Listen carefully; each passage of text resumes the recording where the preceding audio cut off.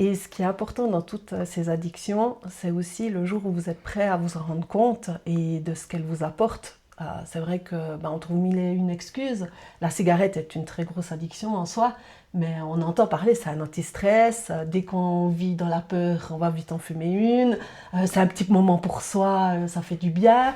Enfin, je donne des exemples Ça d'excuses. permet aussi d'avoir des contacts avec les autres, on va fumer ensemble, ça crée une équipe, un groupe, Oui. c'est ouais, une appartenance sociale presque. C'est comme les pauses café, on peut être addict au café et puis c'est les moyens d'avoir des interactions sociales devant la machine à café. C'est ce qu'on se donne comme excuse. Alors qu'on peut très bien parler sans avoir un café dans la main. Ou une clope.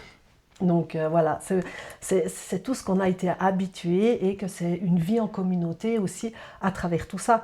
Moi je voyais, moi je vais parler aussi pour les miennes, pour la nourriture. Il y a aussi une période où je me nourrissais plus beaucoup, pratiquement pas. Ça a été une courte période, mais ça aussi. Du coup, parce que la seule chose que je contrôlais dans ma vie, c'était la nourriture, que je m'infligeais à mon corps d'être en manque de nourriture parce que c'était ce que je pouvais faire à ce moment-là. Et ça, c'est parce que j'étais dans un mal-être et j'ai pas demandé de l'aide à ce moment-là.